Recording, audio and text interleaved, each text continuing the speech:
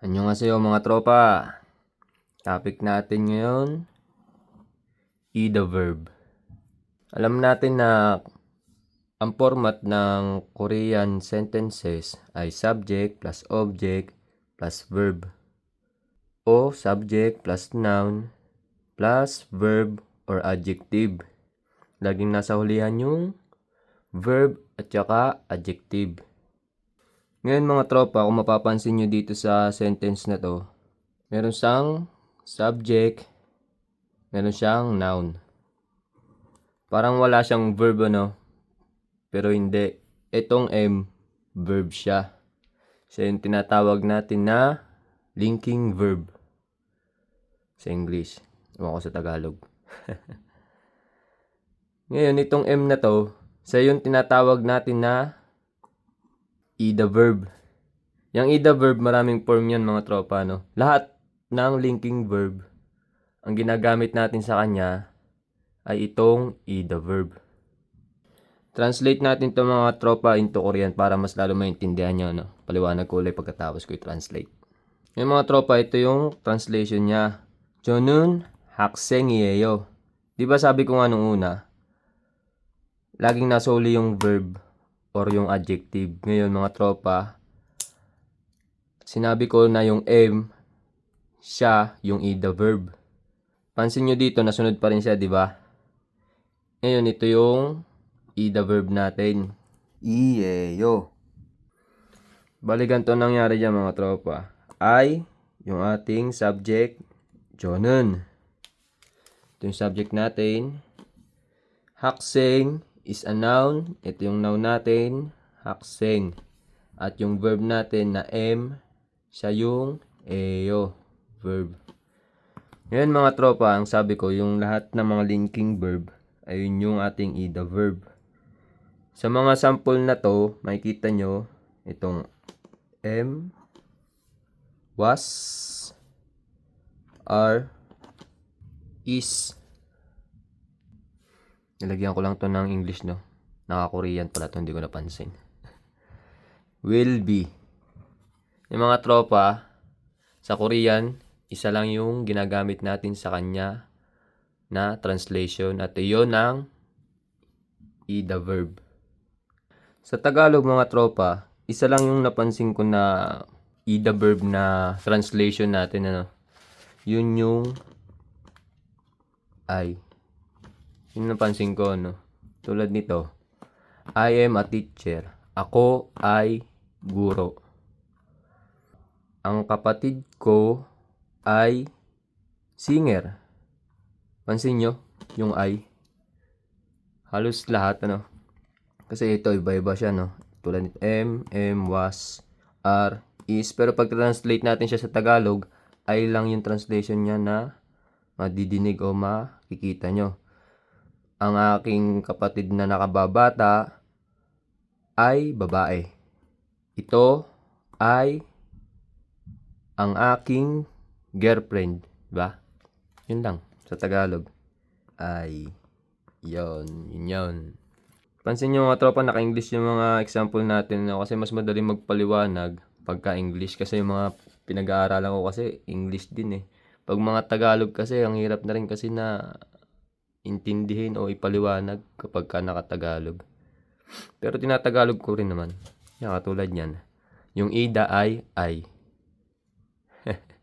Tulad sa Tagalog, isa lang yung pinaka-translation niya, Sa Korean, isa din ang naging translation niya, ida.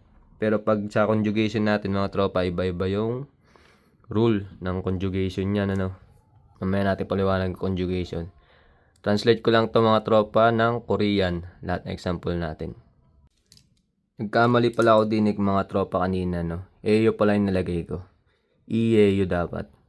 Mamaya sa conjugation, ipapaliwanag ko sa inyo yan. Dito mga tropa, 저는 선생님이에요. 이에요 yung ating the verb. 제 형은 가수였어요. Pansin nyo mga tropa na nag-iba yung itsura niya ng ating the verb. Dito mga tropa, nakakonjugate siya ng past tense. Dito sa kabila mga tropa, my younger sisters are girl. Che dung seng durun, yoja yeyo. Sa Tagalog, ang aking mga nakakababatang kapatid ay babae. Yeyo yung ating ida verb. Tsaka pansin nyo sa mga sentence natin pag nasa Korean siya, mga tropa. Lagi siyang karugtong ng noun, di ba? Ito yung ating noun. Ito yung ating noun. Saan na? Ito. Noun. Ito ang ating noun. Ito ang ating noun. Yung ida verb, lagi siyang sumusunod sa noun. Hindi siya pwedeng sumunod sa verb, hindi siya pwedeng sumunod sa adjective. Sa noun lang mga tropa ha. Dito, ito ang aking girlfriend sa Tagalog mga tropa, no? Mali pala yung translation ko dito, gago.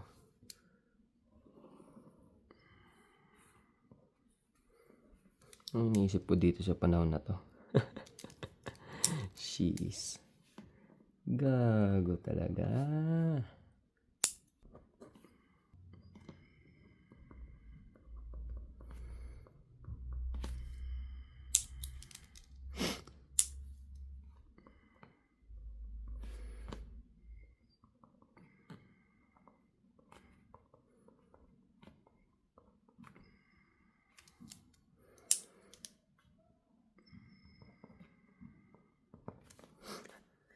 Yung mga tropa ito, no?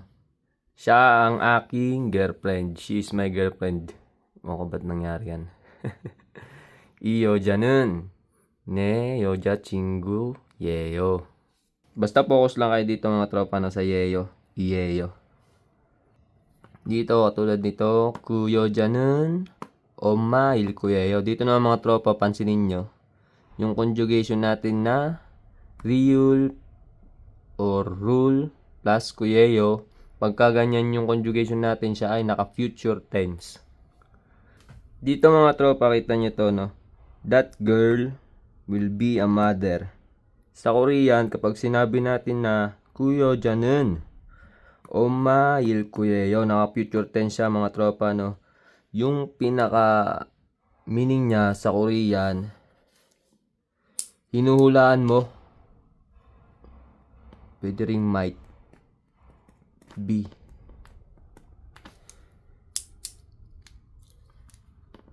Kumbaga, hinuhulaan mo na siya ay magiging ina in the future. Hindi ka pa sigurado, ganun. Ang babaeng yun ay magiging ina. Hinuhulaan mo lang, ganun. 그 여자는 엄마일 거예요. Kasi kapag sinabi natin na will become a mother, hindi na ganito yung ating magiging translation. Gagamitin na natin kapag may will become, yung sigurado ka na siya'y magiging ina, dueda. Gagamitin natin yung dueda. Tapos ko-conjugate natin siya sa future tense till koeyo. Yan mga tropa, no? Kapag binuo natin siya, pag ganito, 그 여자는 엄마가 될 거예요. Pansin nyo mga tropa, no? Meron pa rin tayo dito na yeyo. Ibig sabihin yan mga tropa, itong ko, noun din yan.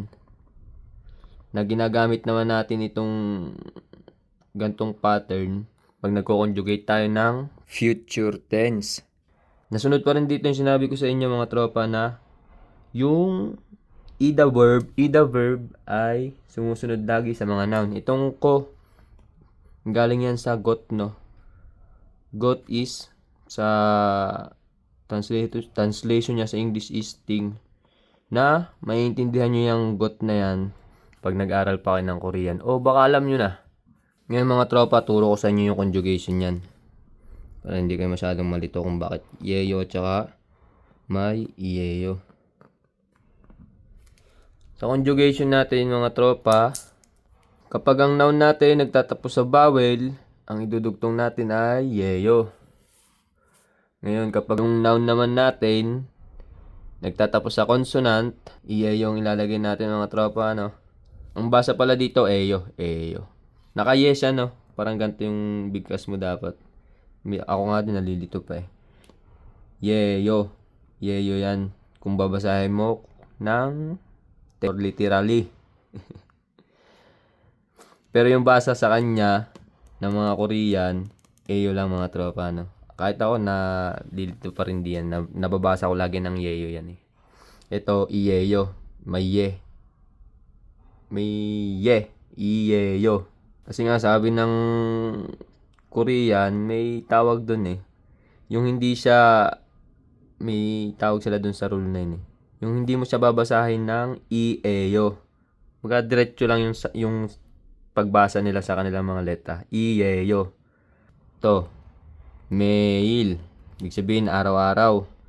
Ang basa nila mail. Mail. Mail. Hindi mo babasahin niya ng mail. Mail. Basa nila mail. Dito, patulad nito, diretso lang yung salita nila na iyeyo. Ito, ang basa nila eyo. Balik tayo. Ito yung noun natin, kita nyo mga tropa, is nagtatapos sa niyong, which is consonant. Kaya kung susundin natin yung rule, consonant, nagtatapos, iyeyo. Kita nyo mga tropa, no? Iyeyo. Ganun din dito mga tropa, no? Consonant siya. Iyeyo yung dinugtong natin.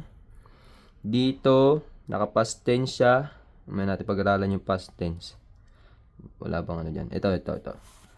Yoja, yeyo. Dito mga tropa, yung ating noun ay nagtatapos sa vowel. Kaya ang nilagay natin ay itong eyo. Ang tamang pagbasa niya ay eyo. Dito din, chingu. Yoja chingu is nagtatapos sa u. Ang u ay vowel, kaya ang dinugtong natin sa dulo ay eyo. Ngayon, paano kung mga past tense, future tense? Pagka nagtatapos sa vowel yung ating noun, ang idudugtong natin pag past tense is yosoyo. Kapag ka naman consonant ang ating noun, ang idudugtong natin ay osoyo. Tanya ba mga tropa? Iosoyo. Pero pagka binasa mo siya, iyosoyo. Apply natin dito sa noun natin. Katulad nga na sinabi ko mga tropa, no, kapag ka yung noun nagtatapos sa vowel, ang conjugation natin sa kanya pagka past tense ay yosoyo. Kapag ka consonant nagtatapos ang ating noun, ang ilalagay natin sa past tense conjugation ay iyosoyo. Katulad nito mga tropa, hakseng. Ang ginamit nating conjugation ay yung, kasi nga siya ay consonant. Kaya siya ay hakseng iyosoyo. Kapag ka sonsing name, ang sonsing name nagtatapos sa M, sa miyum, hakseng nim, putik.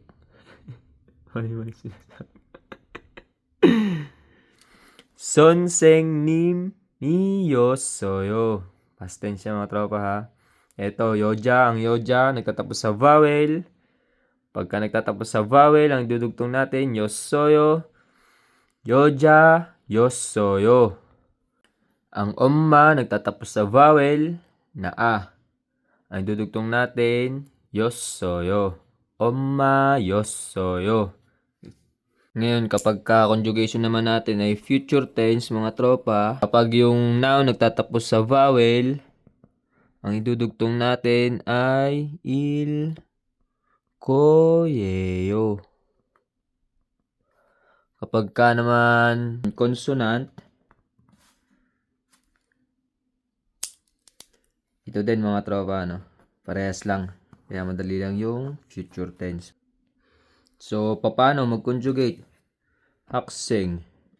학생 일 거예요. Diba? Ito din yung pinakano natin, rule natin. Pag nagko-conjugate tayo ng future tense, dali lang. Isa lang siya. Kahit siya ay vowel o consonant nagtatapos, yung ating noun, ito lang. 엄마, nagtatapos sa vowel. 엄마 일 거예요. Ganun lang yung ating future tense, no, mga tropa. Madali lang. Add ko lang, mga tropa, no. Itong ida verb natin, katulad ng ibang verb tsaka adjective, pwede rin natin siyang dugtungan ng conjunction. Ng mga conjunction. Ngayon, add ko lang to yung ida, kapag ka dinugtungan natin siya ng aoso, kung napag-aralan nyo na yung aoso, ito ay yun yung conjunction na because o may iba siyang meaning pa. Ito nga pala yung aoso na conjunction natin, galing siya sa 그래서 na sentence connector. Para lang alam nyo, no? 그래서, pagka ginamit natin as conjunction na ikinabit sa mga verb or adjective, aoso yung inilalagay natin. Dito, mga tropa, yung conjugation niya, kung susundin natin yung conjugation ng aoso, itong ida, kunin natin yung word stem or verb stem, i. Ngayon, susundin natin yung conjugation niya, magiging yoso.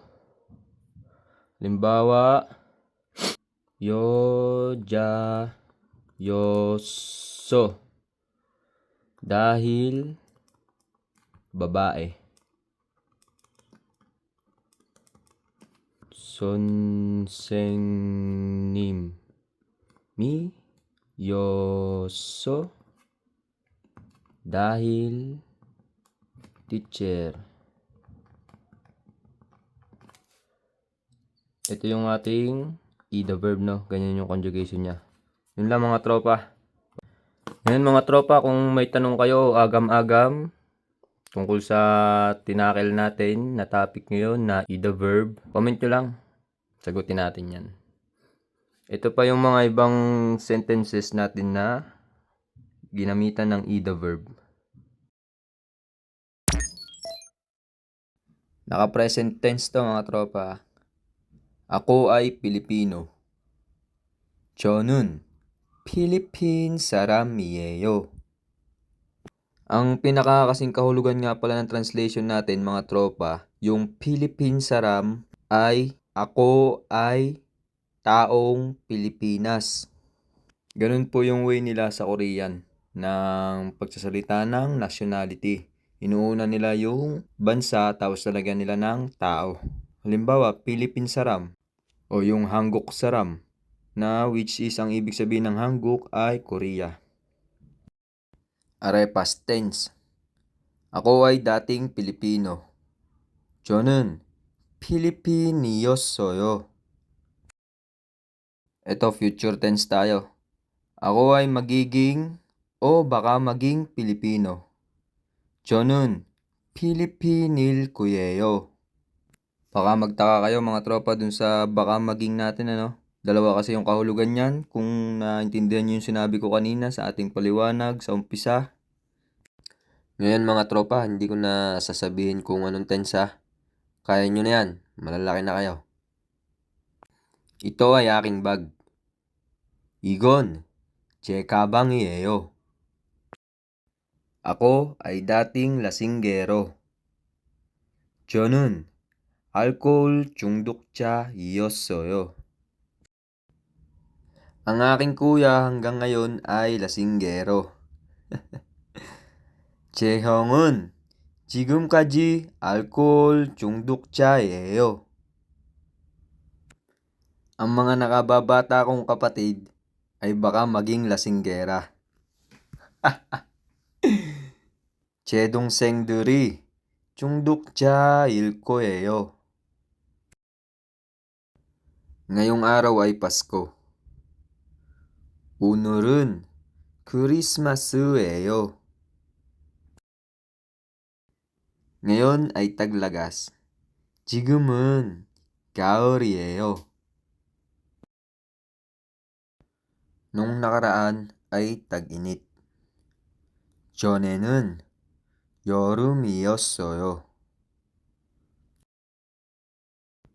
Ang taong iyon ay dating mayaman. 그 사람은 부자였어요. Are ay akin. 이건 제 거예요. Ako ay hindi mabait na tao. 저는 친절한 사람 아니에요. Kung mapapansin nyo din mga tropa yung spelling ng anieyo.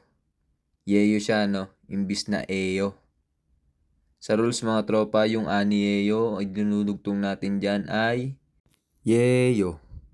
Yan lang naman anieyo yung may ganang rules na mga tropa. Tandaan nyo lang, pag anida, yeyo yung idudugtong natin no. So yun lang mga tropa, pagka ako na lang uli.